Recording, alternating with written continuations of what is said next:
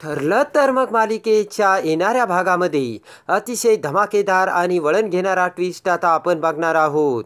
त्यामध्ये आता सायलीचा अपघात तर झालेला असतो हे खरे, पण ज्या वेळेस प्रतिमा ही सायलीच्या डोक्यावरून हात फिरवते त्याच वेळेस शुद्धीवर आलेल्या सायलीला तिची 20 वर्षापूर्वीची सर्व स्मृती परत आलेली असते. त्यामध्ये आता आपल्या पायावर सुद्धा तुळशीपत्र असल्याचे आता सायलीला समजताच प्रिया ही रविराजला खोटी तन्वी बनवून फसवत असल्याचे सत्य आता सायली ही सर्वांच्या समोर आणणार आहे. प्रियाचा सर्व खोटेपणा आता सायलीसमोर आलेला असतो आणि आता सायलीला लहानपणीचे सर्व सत्य आता तिच्या डोक्यामध्ये आठवायला लागलेले असते. जेव्हा सायली 20 वर्षापूर्वीची सर्व अपघाताची घटना आणि लहानपणाचे सर्व सत्य पूर्णाई आणि रविराज समोर आणते आणि प्रिया ही कशी खोटी आहे आणि तिने दाखवलेली तुळशीपत्राची खूणसुद्धा कशी खोटी आहे आणि आपल्या पायावरील तुळशीपत्र हे कसे खरे आहे आणि प्रिया ही खोटी तन्वी असून खरी तन्वी आपणच असल्याच्या भयानक सत्याचा उलगडा आता सायली ही पूर्णा आजी आणि रविराजांसमोर करताना आपण बघणार आहोत. आणि जेव्हा सायली हीच खरी तन्वी असल्याच्या सत्याचा रविराज आणि पूर्णा आजीला उलगडा होतो त्या क्षणी रविराज आणि पूर्णा आजीचे डोके बंद पडलेले असते. एवढेच नाही तर तन्वीच्या पायावरील तुळशीपत्राची खूण कशी खोटी आहे हे हॉस्पिटलमधून घरी आलेली सायली स्वतः रविराज आणि पूर्णा आजी समोर प्रियाच्या तोंडातूनच सिद्ध करून दाखवते आणि जेव्हा हे सत्य हे रविराज आणि पूर्णा आजी समोर येते त्यावेळेस रविराज आणि पूर्णा आजीला आश्चर्याचा तिसरा मोठा धक्का बसलेला असतो. आणि जेव्हा ही घटना घडत असते तेव्हा आता मालिकेमध्ये नवीन व्यक्तीची सुभेदारांच्या घरी एंट्री होताना आपण बघणार आहोत. त्यामध्ये आता सायलीला हॉस्पिटलमध्ये ॲडमिट केलेले असते आणि प्रतिमाने आता सायलीला रक्त देऊन सायलीचा जीव वाचवलेला असतो. जेव्हा सायली ही शुद्धीवर येते तेव्हा मात्र अर्जुन, कल्पना आणि चैतन्यसोबत सर्वांना आनंदाचा धक्का बसलेला असतो. तर आता इकडे आपण ज्या पेशंटला रक्त दिले ते पेशंट बघून जावे असा विचार करून आता प्रतिमाने सुद्धा सायलीची भेट घेतलेली असते.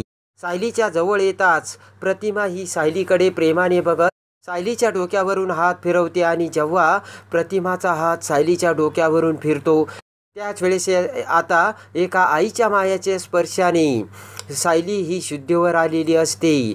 पण ज्यावेळेस सायली ही शुद्धीवर येते त्यावेळेस सायली आता 20 वर्षापूर्वीची सर्व स्मृती घेऊन पुन्हा आता सायली शुद्धीवर आलेली असते. त्यामध्ये आता जेव्हा सायली शुद्धीवर येते त्यावेळेस सायलीच्या तोंडातून प्रतिमाला बघताच आई असा शब्द बाहेर पडतो. तेव्हा तो शब्द ऐकताच आता प्रतिमाला सुद्धा खूप हायसे वाटलेले असते. त्यानंतर प्रेमाने ही प्रतिमा सायलीकडे बघत तेथून बाहेर गेलेली असते. आता 20 वर्षापूर्वीची सर्व स्मृती परत आल्यानंतर सायलीला आता तिचे आई आणि तिचे बाबा यांचे सर्व चेहरे आता सायलीच्या डोळ्यासमोर आलेले असतात. 20 वर्षापूर्वी जे घडलं होतं ते देखील आता सायलीला आठवत असतं. त्यानंतर आता सायली शुद्धीवर येताच कुसुम, कल्पना, अर्जुन, रविराज सर्वजण आता सायलीला भेटतात.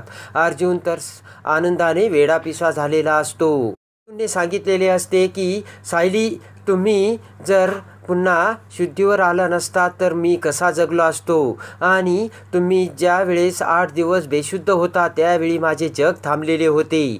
त्यावरून आता अर्जुनचे आपल्यावर किती प्रेम आहे हे सायलीच्या डोळ्यासमोर आलेले असते. त्यानंतर आता सायलीला डिस्चार्ज मिळून सायली ही सुभेदारांच्या घरी येते. अर्जुन हा मोठ्या आनंदाने सायलीला घरी आणतो. तर आता कल्पना, विमल सर्वांना मोठा आनंद झालेला असतो. तर आता इकडे मात्र पूर्णा आजीच्या मनात सुद्धा आता सायलीविषयी प्रेम आणि आस्था वाटू लागलेली असते. कारण जेव्हापासून सायली सुभेदारांच्या घरात नसते तेव्हा सुभेदाराचे घर हे एकदमच सोने सोने झालेले असते आणि आता सायली नसल्यामुळे सुभेदाराच्या घराची शोभाच हरवून गेलेली असते. हे आता पूर्णा आजीच्या चांगले लक्षात आलेले असते. इकडे आता आपल्या पायावरती खरे तुळशीपत्र पाहताच प्रियाचे सर्व खोटारडेपणा आता सायलीच्या समोर आलेला असतो आणि सायली विचार करते की आता तिचा हा खोटारडेपणा आपल्याला सर्वांच्या समोर आणावयासच हवा. कारण तन्वीने असे करून पूर्णाजी आणि रविराजांच्या भावनाबरोबर तन्वी खेळलेली आहे आणि कुणाच्याही भावनाबरोबर असं खेळणं बरोबर नाही असे वाटून आता सायली खंबीर बनलेली असते. इकडे आता डॉक्टरांनी सायलीला डिस्चार्ज दिलेला असतो आणि अश्विनने आता सायलीची देखभाल करायला एक नर्ससुद्धा हॉस्पिटलमधून घरी आणलेली असते. इकडे आता पूर्णाजी विचार करते की सायलीने या घरात आल्यापासून सर्व रीतीभाती व्यवस्थित पाळल्यात. या सायलीला कुणाचाच काही त्रास नाही, कुणालाच ही सायली वाईट बोलत नाही आणि आज गणपती मिरवणुकीच्या म्हणजे विसर्जनाच्या दिवशी आपल्या नातवाचा देव या सायलीनेच वाचवला. आपल्या घरासाठी सायली एवढं काही करते आणि आपण मग सायलीविषयी रागराग का करतोय असे आता पूर्णाजीला सुद्धा वाटून पूर्णाजीचे मत आता सायलीविषयी चांगले बनलेले असते.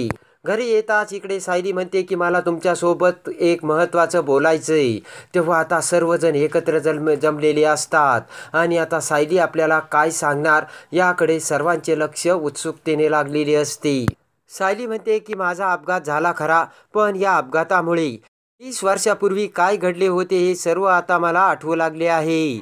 मी 20 वर्षापूर्वी आश्रमात कसे आले, मधुभाऊंची आणि माझी भेट कशी झाली, त्या अगोदर माझ्या आईवडिलांसोबत काय घटना घडली हे सर्व आता मला आठवलं आहे आणि तेच मी आता तुम्हाला सांगण्याचा प्रयत्न करत आहे.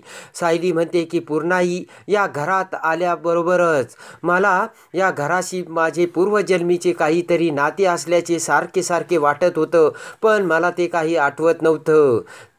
सायलीचे ते बोलणे ऐकताच आता पूर्णाजीसुद्धा मोठे डोळे करून एकटक नजरेने आता सायलीचे सर्व बोलणे ऐकू लागते. सायली म्हणते की 20 वर्षापूर्वी माझ्या आईबाबासोबत मी माझ्या लहानपणीच्या मित्रासोबत त्याचा बड्डे साजरा करून आम्ही सर्वजण आमच्या कारमध्ये चाललेलो असताना पाठीमागून एक मोठी गाडी आली आणि त्या गाडीने आमच्या गाडीला धडक दिली. त्यावेळेस मी पाठीमागूनच त्या मित्राने दिलेला बावला दाखवून त्या ड्रायव्हरकडे बघत होते.